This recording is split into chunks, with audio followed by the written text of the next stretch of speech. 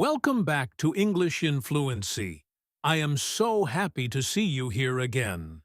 I am your host, Alex, and today we have a really special lesson planned for you.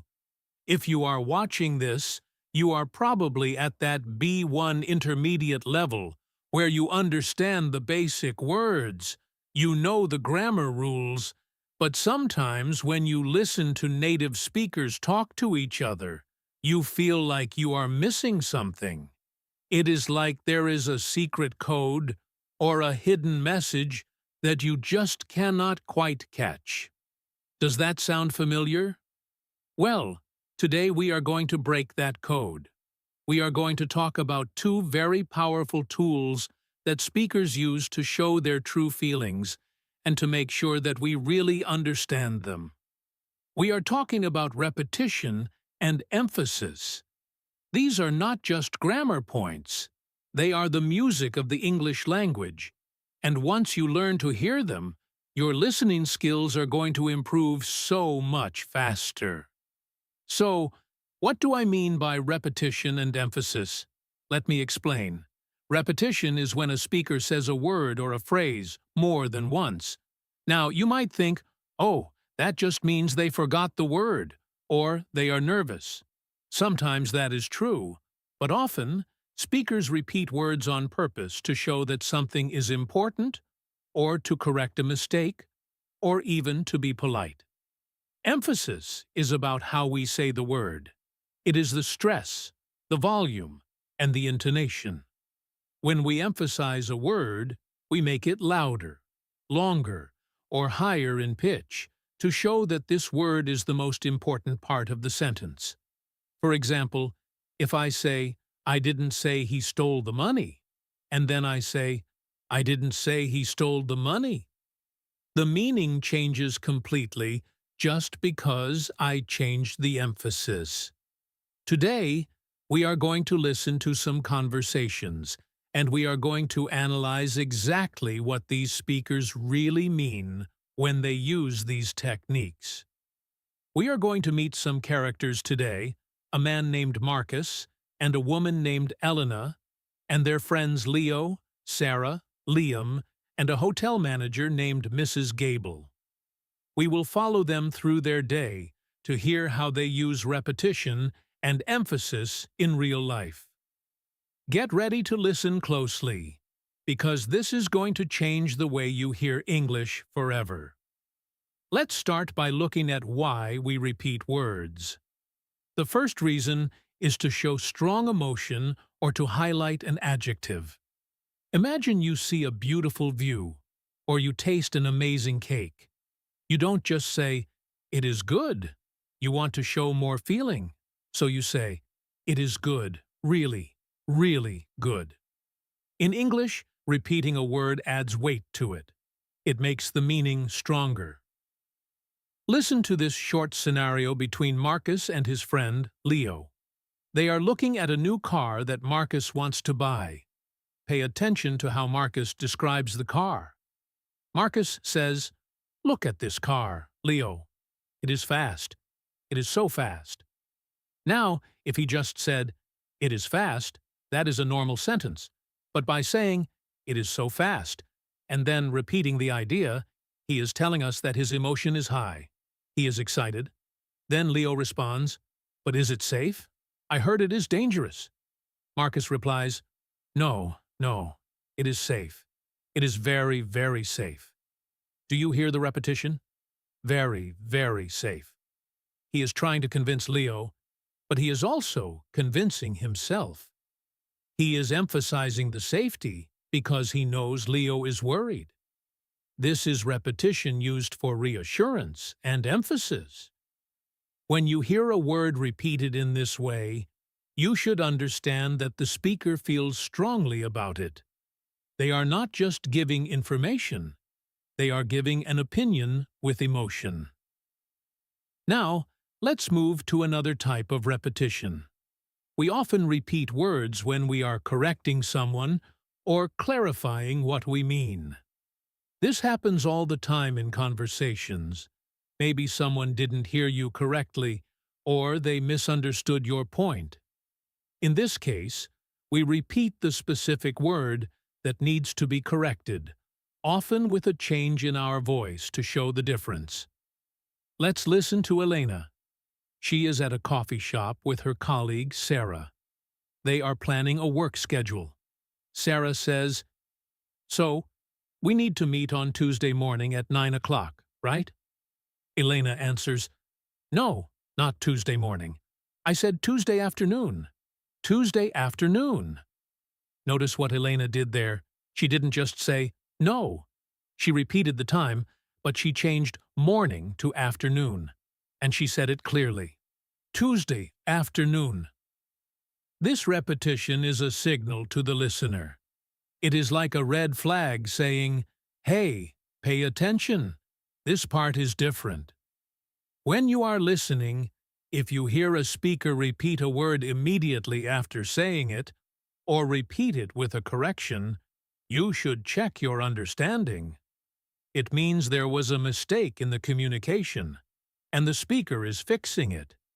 If you miss the repetition, you might miss the correction, and then you will be confused later. So, tune your ears to hear those repeated corrections.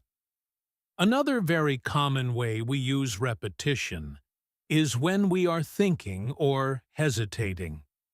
At the B1 level, you might hear this and think, the speaker is just nervous, but often it is a natural part of speech.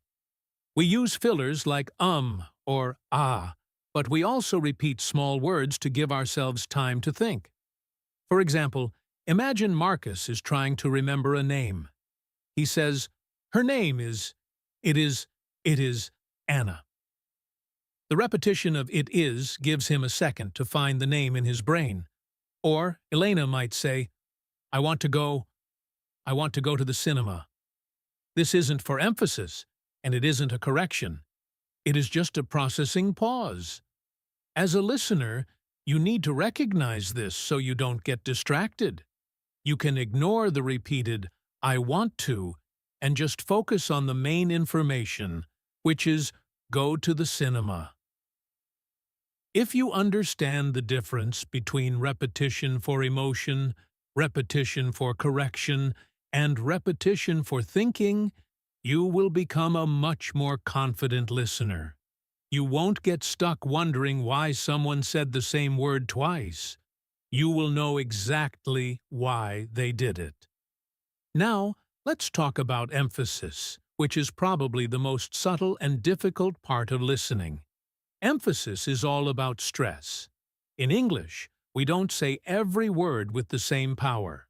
We have a rhythm. Some words are stressed, meaning they are louder and longer, and other words are weak, pronounced quickly and quietly. The words we stress are usually the words that carry the most important meaning. These are the content words, like nouns, verbs, adjectives, and adverbs. The small grammar words, like articles, prepositions, and helping verbs, are usually weak, but sometimes we stress a word that is normally weak to show a specific meaning. This is called contrastive stress. This is when we emphasize one word to show it is different from another word. Let's go back to Marcus and Elena to see this in action. Imagine they are discussing what to eat for dinner. Marcus is very hungry. He says, "I really want pizza for dinner." Elena is not hungry for pizza. She wants pasta. Listen to how she answers. She says, "I don't want pizza. I want pasta." She stresses the word pizza, and she stresses the word pasta. She is contrasting the two options. But let's change the situation. Maybe Marcus says, "You don't like pizza?" And Elena wants to show that she does like it, just not tonight. She might say, "No, I like pizza. I just don't want it tonight." Here, she emphasizes like to show that her feeling is positive, but she emphasizes tonight to show the timing is the problem. Do you see how the meaning changes completely based on which word is emphasized? This is what you need to listen for. When a speaker stresses a word strongly, ask yourself, why did they stress that word? What are they contrasting it with? Usually, the answer is in the context of the conversation. If Marcus asks, "Did you say 3 or 4?" and Elena answers, "I said 3," she is emphasizing 3 to correct 4. The stress tells you that this is the important information. Let's practice this with a longer story. I want you to imagine you are in an office. Marcus is a manager, and Elena is his assistant. They are organizing a big conference for their company. There is a lot of stress, and they need to communicate very clearly. Listen to how their stress and repetition show their feelings and their priorities. The scene opens with Marcus looking at a calendar on his computer. He looks worried. He calls Elena over. He says, "Elena, come here, please. Look at this date. The conference is on the 15th, right?" Elena walks over and looks at the screen. She shakes her head and says, "No, Marcus, it is not the 15th. It is the 5th. The 5th. Marcus sighs and rubs his forehead. He repeats, "The 5th? Are you sure? I thought it was the 15th. Elena says, "Yes, I am sure. I checked the email 3 times. It is definitely the 5th. In this exchange, Elena uses repetition to correct Marcus and to show certainty. She says the 5th twice. She says, "I am sure," and then "checked" 3 times, and "definitely." All of these words are emphasized. Why? Because she knows Marcus is worried, and she wants him to relax. She wants her correction to be strong so that he believes her. Marcus, on the other hand, repeats the 15th because he is surprised. His repetition shows shock. He isn't correcting her. He is expressing his disbelief. When you listen to this, you can hear the emotion in the repetition. Elena is calm and authoritative. Marcus is stressed and confused. Even if you didn't know the words, the tone and the repetition tell you who is confident and who is confused. Now, let's continue the story. They accept that the date is the 5th, but now they have a problem.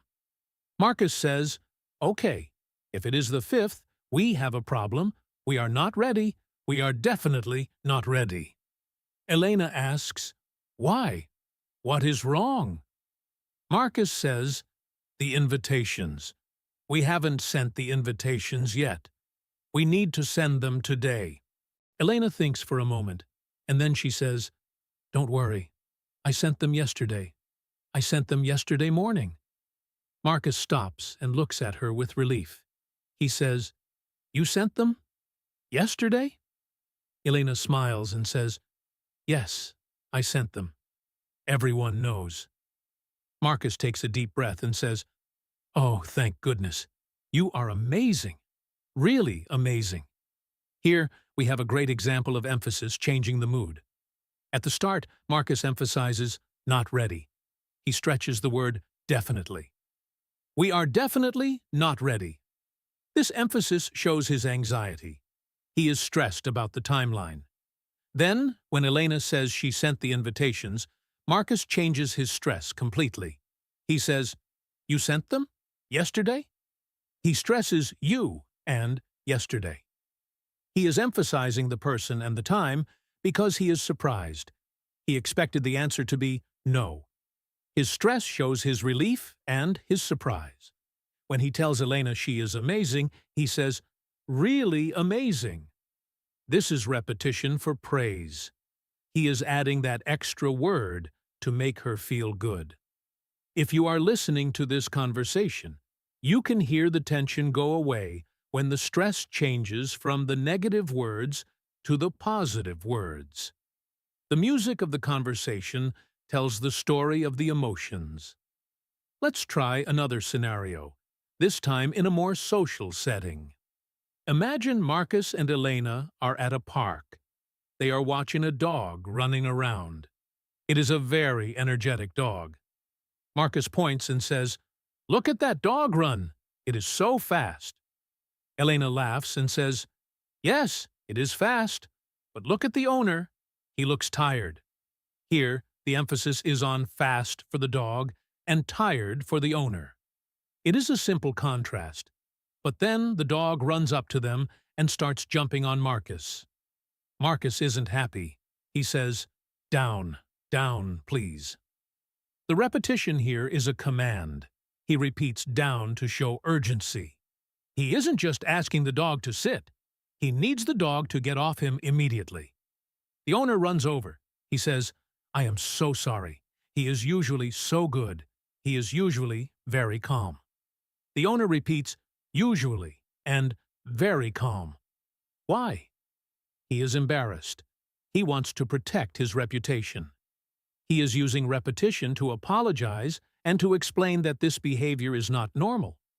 If Marcus understands this, he knows the owner is polite and sorry. If he misses the emphasis on usually, he might think the owner is lying or that the dog is always crazy.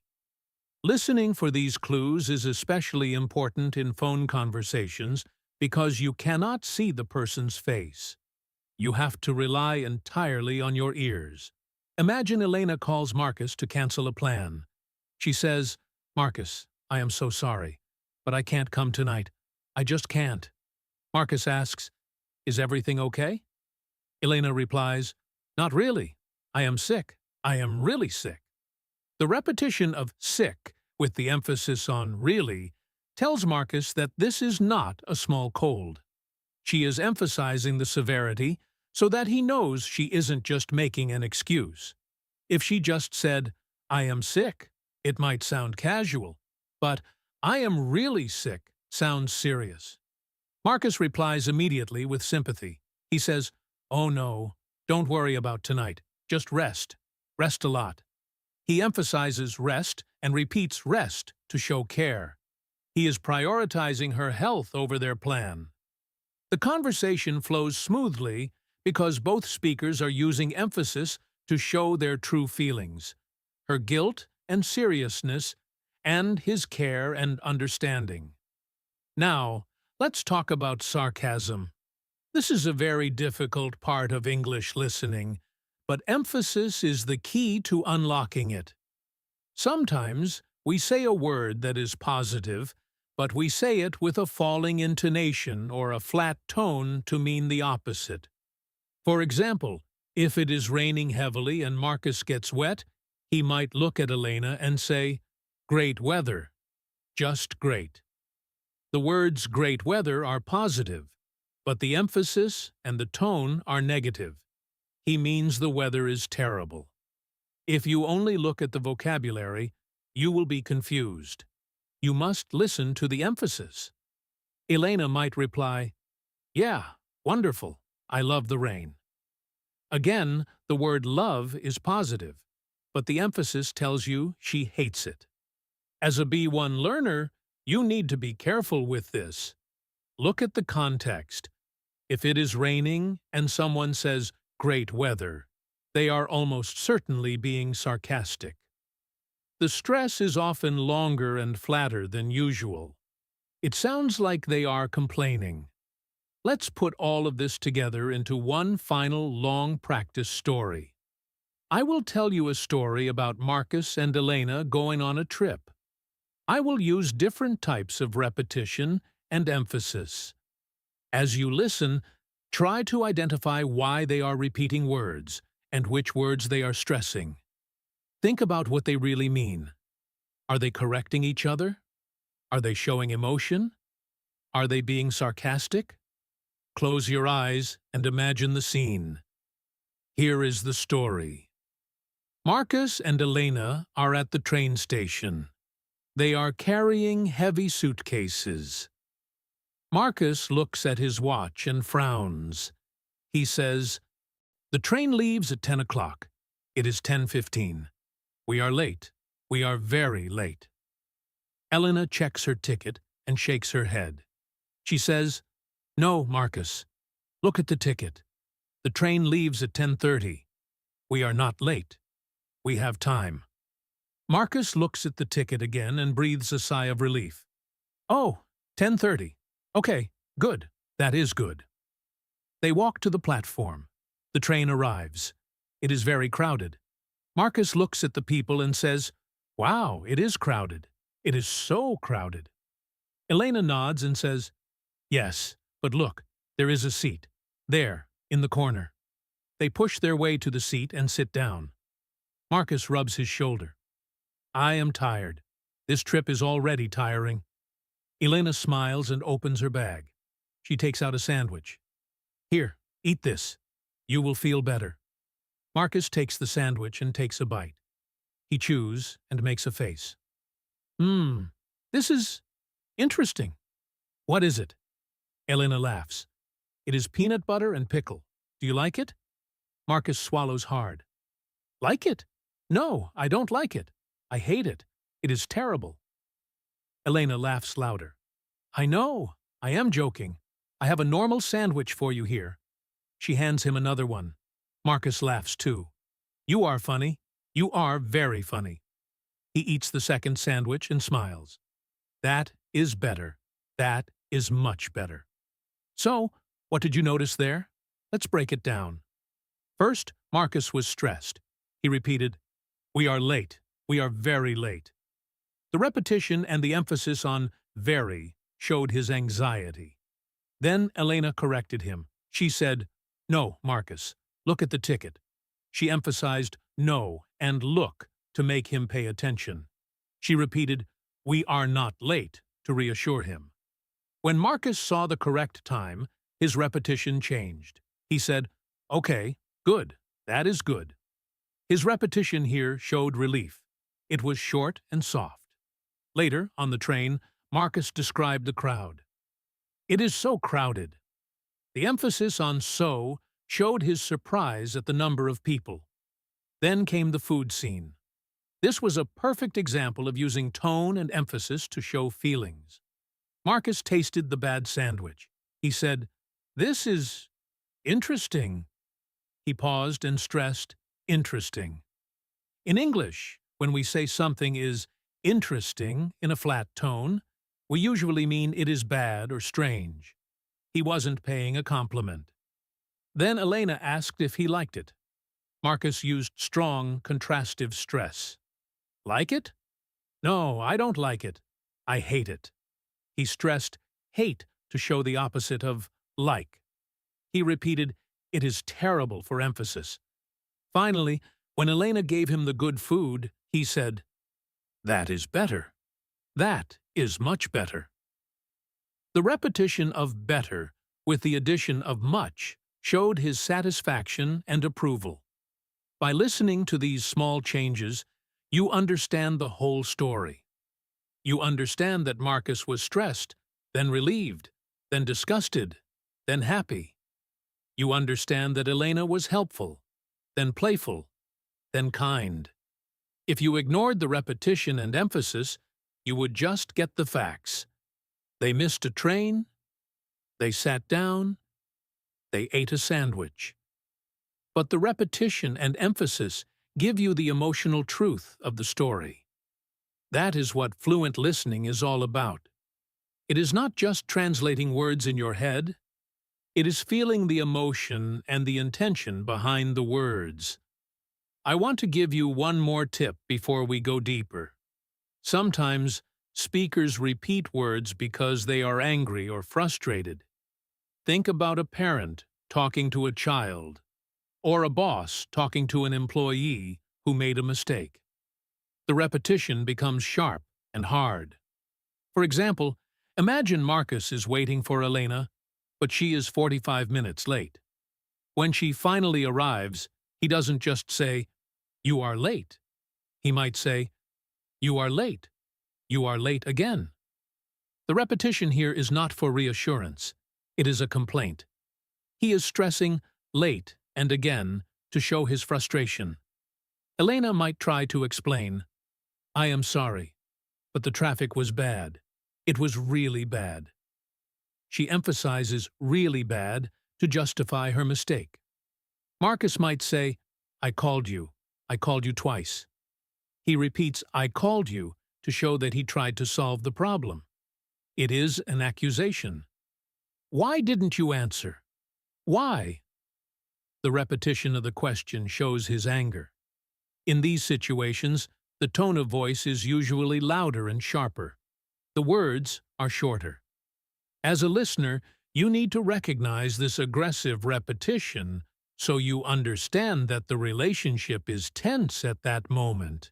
It is a warning sign. Now that we have looked at the basics of emotion and correction, we are going to take this a step further. We are going to look at some very specific ways that native speakers change their voice to add layers of meaning. Sometimes, a sentence sounds like a simple question, but actually, it is a strong command. Sometimes, a sentence sounds positive, but it is actually a polite refusal.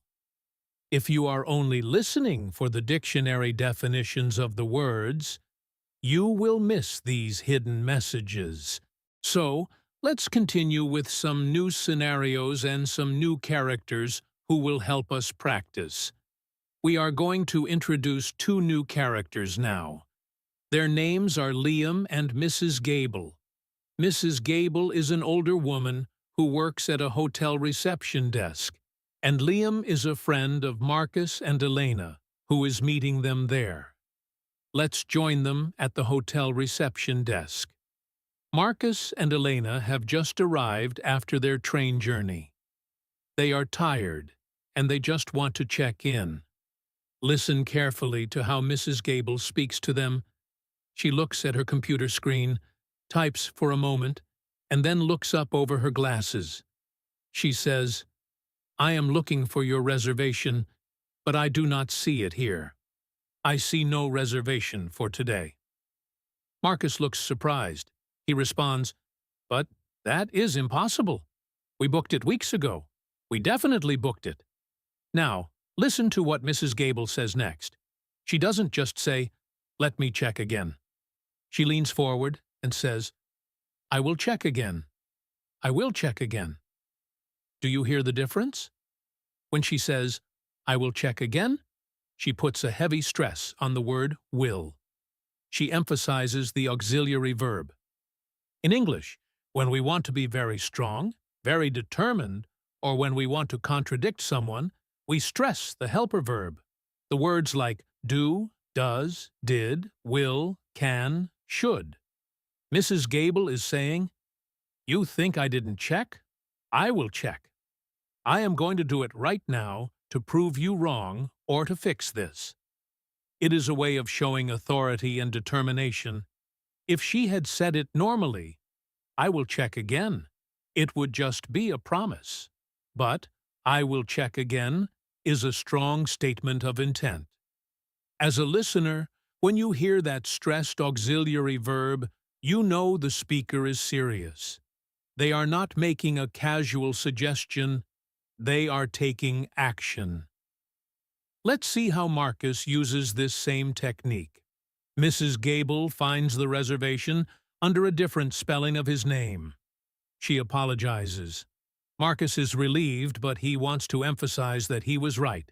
He says, "I told you. I did book it." He stresses the word did. He doesn't say, "I booked it." He says, "I did book it." This is a very common way to defend yourself or to insist on a fact in English. When someone accuses you of not doing something or doubts you, you stress did or do. For example, if Elena says, "You don't love this song," and Marcus loves it, he will say, "I do love this song." He will shout the word do. It is the emotional equivalent of slamming your hand on the table. It adds energy and certainty to the sentence. If you are listening to a conversation and you hear a small word like do or did being shouted or stretched, you know that the speaker is passionate about proving their point. Now, let's move to another situation. This is something that happens all the time in social conversations. It is called using a softener. Sometimes we want to say something negative, but we don't want to sound rude. We use emphasis on specific words to make the negative comment feel smaller or softer. Imagine that Marcus and Elena are now in their hotel room. Their friend Liam comes to visit. He is excited because he wants to go to a very loud, late-night party. He says, "Come on, let's go to this club. The music is amazing, and it is open until 4 in the morning." Elena is very tired from the train ride. She doesn't want to go, but she doesn't want to hurt Liam's feelings. Listen to how she refuses. She doesn't say, "No, I hate that idea. That is too direct." Instead, she says, "Oh, Liam, that sounds interesting, but I think it is a little too late for us tonight." Do you hear the softening? She emphasizes the word interesting. As we discussed before, often interesting with a pause can mean bad, but here it is used as a polite buffer. Then she says, "It is a little too late." She emphasizes a little. Why does she do this? To make the rejection smaller. If she just said, "It is too late," it sounds like the idea is terrible. By saying, "a little too late," she is saying, "Your idea is good, just not by a little bit." It is a linguistic way of letting Liam down gently. As a listener, you need to understand that when someone stresses a little, a bit, or slightly before a negative word, they are trying to be polite. They are saying no, but they are wrapping it in a soft blanket so you don't feel bad. Liam, however, does not give up easily. He tries again. "Come on, Elena. You can sleep tomorrow. It will be so much fun." Here, Liam is using emphasis for persuasion. He stretches the word "so." It will be so much fun. He wants her to feel the excitement. He is trying to override her tiredness with the promise of a good time. But Marcus steps in. He uses a different technique. He uses the "yes, but" structure with emphasis. He says, "Liam, we want to go, really, but we are just too tired." He emphasizes want. He is validating Liam's feelings first. He is saying, "We are your friends. We like your idea," but then he uses "but" to introduce the reality. The emphasis on want softens the no. It tells Liam, "Don't be angry. We wish we could, but we can't." This is a crucial social skill in English.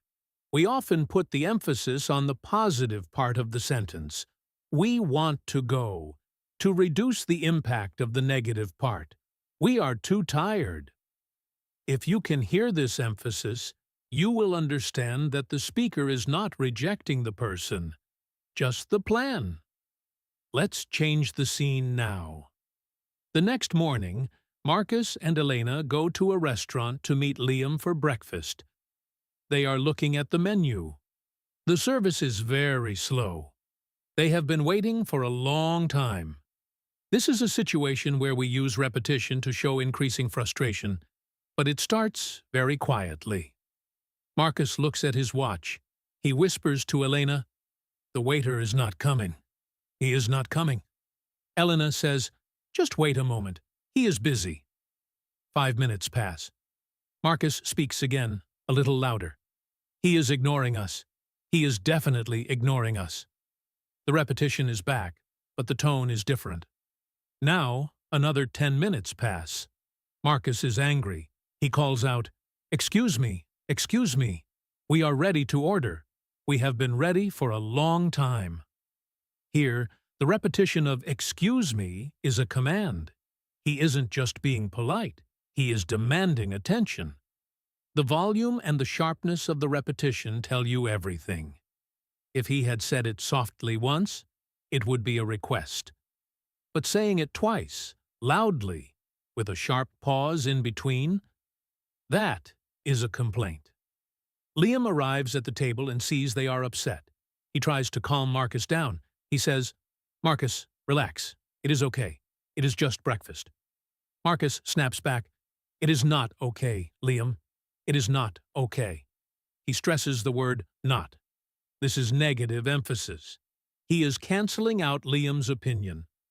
When a speaker stresses a negative word like not, never, or no, they are drawing a line in the sand.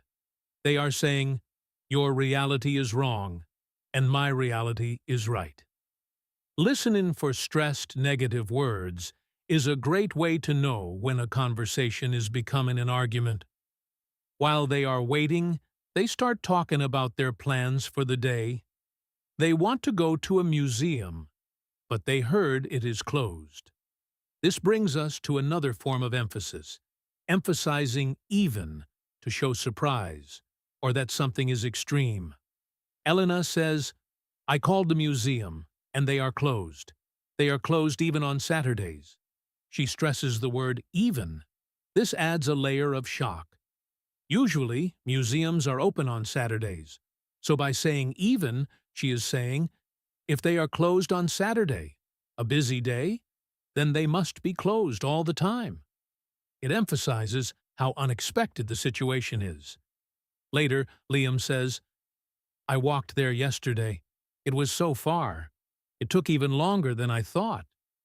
He stresses even again to show that his expectation was exceeded in a bad way. It was far, but it was even farther than that. When you hear even being stressed, prick up your ears. The speaker is about to tell you about something that is surprising, extreme, or against expectations. After breakfast, they decide to walk around the city. They see a street performer playing the guitar. He is very good. Elena stops to listen. She turns to Marcus and says, he is good. He is actually really good. The word actually is a great word for B1 learners to listen for. Elena stresses actually. Why? Because maybe the performer looks messy, or he is playing on the street, so you might not expect him to be good. She is correcting a prejudice. He looks like he might be bad, actually. He is really good. Or, if Marcus said, is he just playing random notes? Elena would say, no, he knows what he is doing. Actually, he is a professional. Stressing actually is a way of introducing the truth that contradicts appearances. It is a signal that says, forget what you see, forget what you thought. Here is the reality. Let's listen to Liam using actually in a different way. Liam is talking about his job. He says, people think my job is easy. They think I just sit at a desk all day. But actually, it is very stressful. I work 10 hours a day. Here, actually is stressed to contrast with public opinion. He is setting the record straight. When you hear actually at the beginning of a sentence or stressed in the middle, you should listen for the contrast. The speaker is about to correct a misunderstanding. It is very similar to in fact, but it carries more emotional weight in spoken English. Now, let's talk about a very subtle type of repetition that we use when we are thinking out loud. This is called self-repair. Sometimes we start a sentence, and then we realize we chose the wrong word. So we stop and repeat the sentence with a better word. This happens fast. Imagine they are walking past a shop. Marcus points at a shirt. He says, I think that shirt is very, very colorful. He almost said ugly or bright, but he changed his mind to colorful to be polite or accurate. He repeated that shirt is to give himself time to find the word colorful. As a listener, you don't need to worry about the first that shirt is. You just wait for the final word. Another example. Elena says, we should go to the park. She almost said cinema or hotel, but she corrected herself. This self-repair repetition shows that the speaker is monitoring their own speech in real time. If you hear someone stumble and repeat the start of a sentence, just be patient. The correct information is coming right after the repetition. Let's try to put all of these new elements into one final, complex conversation. Imagine that Mrs. Gable, the hotel receptionist, approaches them while they are having coffee. She wants to join the conversation for a moment. She is a local, and she wants to give them advice. Listen for the stressed auxiliary verbs, the softeners, the actually, and the even. Mrs. Gable walks up to their table. She smiles and says, "I hope the breakfast was okay. I did tell the waiter to hurry." She stresses "did" to show she tried to help. Marcus smiles and says, "It was fine. The food was actually quite good." He stresses "actually" to pleasantly surprise her. Mrs. Gable says, "I am glad to hear it. Now, I heard you want to go to the castle. It is a little far to walk." She uses the softener "a little" to warn them gently. Liam says, "We don't mind walking. We like walking." Mrs. Gable shakes her head. It is not just a walk. It is a hike.